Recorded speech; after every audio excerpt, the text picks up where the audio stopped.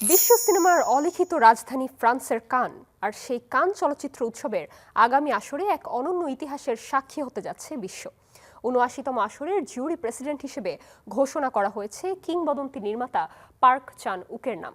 ৪২ বছরের ইতিহাসে এই প্রথম কোনো কোরিয়ান পরিচালক সামলাবেন এই মর্যাদাপূর্ণ দায়িত্ব। গ্ল্যামার, আভিজাত্য আর শৈল্পিক শ্রেষ্ঠত্বের এক মিলন মেলা। কান চলচ্চিত্র উৎসব মানে রূপালী পর্দার সেরাদের লড়াই। তবে ২০২৬ সালের আসরটি হতে যাচ্ছে একটু আলাদা, কারণ উৎসবের বিচারকদের রাজসিংহাসনে এবার বসছেন এমন একজন যাকে বলা হয় সিনেমাটিক ভিশনের অ্যারিস্টোক্র্যাট।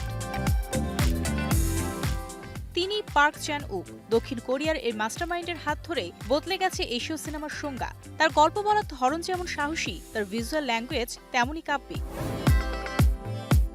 কানের সাথে পার্কের সম্পর্ক দীর্ঘ ২ দশকের। ২০০৪ সালে তার থ্রিলার মাস্টারপিস ওল্ড বয় যখন গ্র্যাপ্রি জিতে নেয়, তখন খোদ কোয়েন্টিন টারান্টিনো তার প্রশংসায় পঞ্চমুখ ছিলেন। এরপর ২০০৯ সালে থার্সডের জন্য জুরি প্রাইজ আর ২০২২ সালে ডিসিশন টু লিভ এর জন্য বাগিয়ে নেন সেরা পরিচালকের পুরস্কার।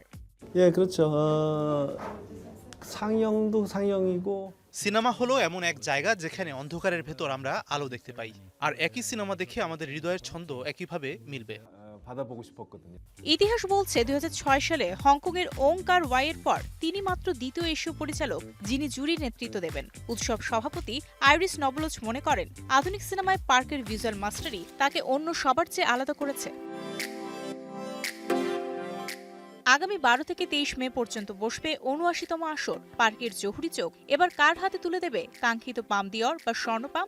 বিশ্ব সিনেমার নজর এখন সেদিকেই। Mario Sen, star entertainment.